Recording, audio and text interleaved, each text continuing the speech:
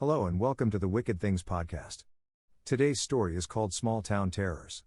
Locals have always gathered at the little roadside diner to share a cup of delicious coffee and usually some small town gossip. But there is something very different in the tales being shared today. To this day, I am unsure why I have to witness the evils of this small town, Port St. John, Florida. It seems as if I am cursed to only awaken from the empty void of nothingness for no other reason than to hear the tales of depravity that people share over a quiet meal in an unremarkable roadside diner. Who am I to judge why people do the things they do? This time, it woke me from my slumber by two 40-year-old professionally dressed women, Gail Woods and Tanya Hunter. They had arranged their late afternoon luncheon to discuss the passing of a client of Tanya's. Robert had been a client of hers for the better part of 2 years due to incidents that he was experiencing during episodes of sleepwalking. The delicious scent of the day's special was stuffed green peppers topped with shredded pepper jack cheese. They cooked the food until the cheese had turned a light brown. This created a wonderfully burnt pungency that only seemed to add to the atmosphere of the small-town diner. The aroma worked its magic on the lunchtime customers, as there was no plate empty of this day's special. The waitress presented menus and eating utensils. "Can I start you off with drinks while you look over the menus?" Gail and Tanya smiled and took the menus from the kind waitress. They each ordered a sweet iced tea and settled into their booth across from one another. "I know we're not supposed to do this, but I need to talk," Tanya whispered to not alarm the diner's other customers. Gail took Tanya's hand in hers. "It's okay to talk, though I would have preferred my office for this discussion. We gotta eat." Tanya nods at Gail's statement. "It's about my client, Robert, the sleepwalker." The waitress returned with the condensation-covered sweet iced teas in plastic soft drink cups and placed them on the table's drink coasters. She offered a smile to Gail and Tanya. "Have you decided on what you would like?" Tanya shook her head in a defiant no. Gail smiled at the waitress and eagerly asked, "Those stuffed peppers look amazing," as she gestured to an elderly couple eating the lunch special nearby. Tanya saw the elderly couple's plates and asked, "I'll take the stuffed peppers. They look amazing." The waitress nodded and smiled in understanding. Gail quickly added, "I'll have the same." The waitress took the menus and walked away to place the new lunch order. "Go ahead," Gail pleads after seeing the tormented form on Tanya's face in just mentioning her client's name. Tanya nodded and slid a worn leather journal across the table to Gail as she sipped at her sweet iced tea. Gail seemed reluctant to take the journal at first, but Tanya's insistent look helped persuade her otherwise. Gail opened the journal and read. The waitress returned with their lunch order. They spread their napkins across their laps and dug into their meal as Gail started the journey of a fallen man's words. Gail seemed taken back at the first sentence in the volume that read, "I am cursed." Her training kept her to the task, and she devoured the contents of the journal. With each new page, she took another bite of her lunch. The following was the story of one man's descent into the darkness of being cursed by voodoo, real or imagined. "I have been into landscaping since I was old enough to use a push mower. It helped keep me too exhausted in my teens to go out and get into trouble. I became addicted to working after that first bit of cash they gave me, after completing a good afternoon's work. The biggest issue with working so hard for me comes in the form of sleeping deeply. I swear I could probably sleep through a volcanic eruption, according to my wife. Not that I ever want to test that theory. My wife asked me to get checked out by my doctor to make sure my deep sleeping is not due to some unnoticed illness or something. So I made the appointment, and the doctor ordered a bunch of tests, but everything came back normal. After my last visit with him, I left angry and depressed after he told me, 'Robert, some people are just deep sleepers. Try not to focus on it so much. You're healthy as a horse.' John, a friend of mine and a fellow landscaper, asked me to help him out with a few clients after that last hurricane. I agreed almost immediately as the clients were close to customers of mine. Everything was going fine until the last client, an elderly black woman named Miss Edna. Her overgrown lawn was like everyone else's, but the debris was bad. So, we cleared the lot, mowed, and trimmed the property. When Miss Edna arrived, she parked quickly and rushed out of her car screaming in hysterics.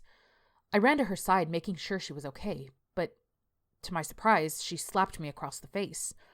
Her diamond wedding ring cut a gouge across my cheek.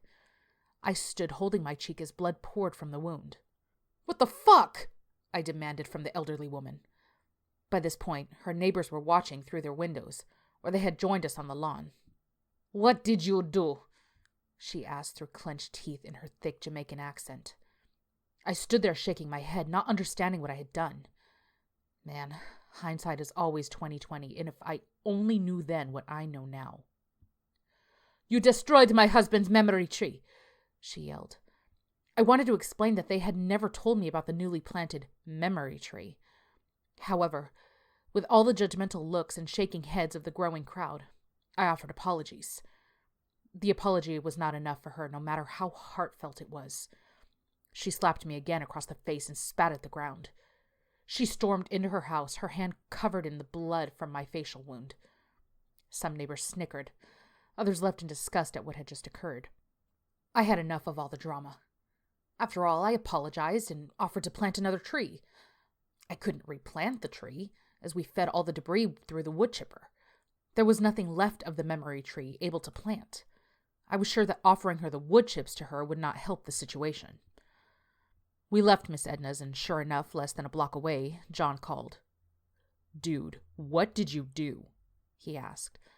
I explained the situation, and he sighed loudly. "I forgot to tell you about the memory tree for her husband." I yelled angrily at him so much my helpers became uncomfortable, and John apologized for not telling me about her property. "Poor guy," Gail offered as she stopped eating long enough to drink some of her sweet tea and wipe her mouth. "Robert says later that Miss Edna called him and talked gibberish." Tanya flipped several pages forward in the journal and pointed. Gail looked down and read the passage. "Okay, he felt that Miss Edna put a curse on him for destroying the memory tree?" Tanya nodded a vehement yes at Gail's observation. Gail immediately shook her head. "Do you know how racist that is? I mean, seriously, an elderly black woman with a Jamaican accent is also a voodoo priestess?" Gail shook her head in disbelief at the thought. "I understand, but it comes from a small town with limited exposure to other cultures. Robert got it honestly." Tanya sat back in her seat and looked around at the locals who occupied the other booths. Gail chuckled. "My, how judgmental of you." "Keep reading. He talks about the starting of his sleepwalking after the call from this Miss Edna." Tanya gestured to the journal. Gail sighed and flipped forward until Tanya motioned for her to read again. "Becca, my wife, told me over my morning coffee that last night I was sleepwalking again." "What do you mean again?" I asked. "She told me that for the past few nights I had been sleepwalking through the house." I asked her, "Why didn't you wake me up?" She said she had read somewhere that waking a sleepwalker was terrible. She tried to explain it, but it was all just nonsense. I went to work and thought about it for the rest of the day. The next morning, sure enough, Becca told me I was sleepwalking again. I nodded in understanding. What she told me next was very disturbing. Becca showed me a bandage on her right forearm. I immediately asked what happened, and did I do that? Becca explained that last night a loud crashing sound, like silverware scattering, awakened her across a tile floor. She said I was not in bed. She grabbed my old wooden bat from Little League and made her way through the house until reaching the kitchen. That is where she found me standing, eyes closed, holding a large kitchen knife to my wrist. Becca pointed and showed me where I had cut myself with the serrated edge of the large kitchen knife. The revelation floored me. She explained that even though I was sleepwalking, she had to fight to take the knife, and in exchange, I had cut her across the forearm. She was protecting me and deserved none of this. I called off work, and we went to my doctor's office once again, seeking help to stop these nightly episodes. Again, after several tests, we learned nothing. That is when he recommended seeking out psychological help, as sometimes there may be a mental reason for these events. I agreed, as things were turning violent and becoming increasingly dangerous each night. Gail shook her head at what she had just read and gestured to Tanya. That is when he became your client? Tanya sipped at her sweet iced tea while nodding as she held a remorseful expression on her face. Tanya sat her drink down and interlaced her fingers as she rested her arms on the tabletop. I thought it was a simple case of sleepwalking triggered by his guilt and sense of duty. Was it? Gail asked. I'm not so sure, Gail. Maybe I misdiagnosed his condition altogether. Why would you think? You can't blame yourself for his death. You gave him the tools. He didn't use them, Gail declared defensively. Tanya shook her head gently, no at the thought. Each appointment was worse than the time before. He was spiraling down, and I missed all the signs. Gail walked around to Tanya's side of the table and embraced her friend, trying to calm her racing thoughts. Tanya sobbed as her friend offered to comfort her. Just don't know how I missed the signs. He was hiding them from both you and his wife. I bet if we continue to read, he will more than likely admit to it.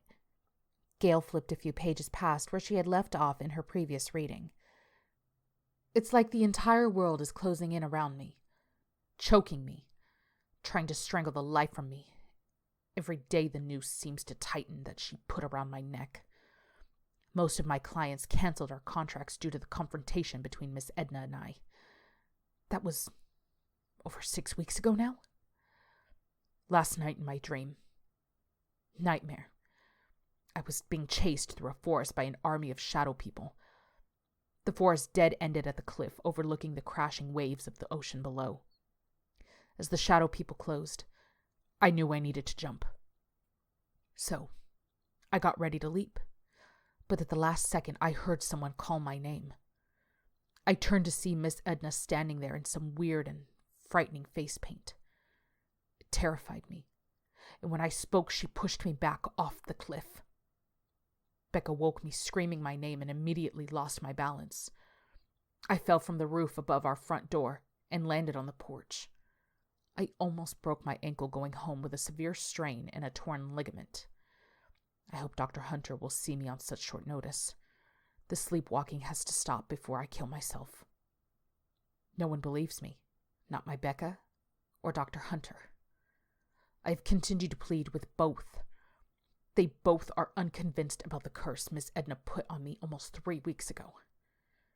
Everything is falling apart around me. I tell you, everything I touch turns to shit. I have decided against my wife and the doctor's opinions to go and once again try to smooth things over with Miss Edna. She has to understand I meant nothing against her or her family when I accidentally cut down the memory tree. I pray that by this point in time she's more understanding. Gail looks up from the journal and sees the tears still streaming down the cheeks of Tanya. Was this... Tanya wiped the tears and her nose with a napkin. Yeah. That was his last entry in the journal before they found him.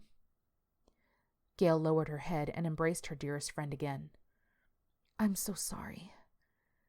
Tanya planted her face into the chest of her friend as other customers' attention shifted to the crying woman in the booth. They found him in the kitchen of his home. He had open-slit his arms with a kitchen knife from elbow to the wrist. Tanya exhaled loudly.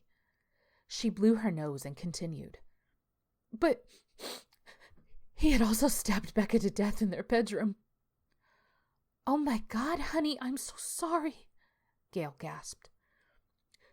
That's not the worst part, though, Tanya continued. A puzzled look filled Gail's face. What do you mean? The color left Tanya's face as she looked into Gail's eyes. I went to tell Miss Edna, to ask her to forgive Robert, as he had passed. But before I could say anything, she slapped me and her ring cut open my cheek. Then she spat on me and screamed at me. Crazy old bitch, Gail declared angrily. Tanya shook her head as her mascara continued to mix with her tears, marking her face with long black stains running the length of her face. What's wrong, Tanya? Gail asked. My husband has caught me sleepwalking," Tanya cried out. That's it for today. Come back later for the next episode of Small Town Terrors or to check out one of our other tales. Until then, this is the Wicked Things Podcast signing off.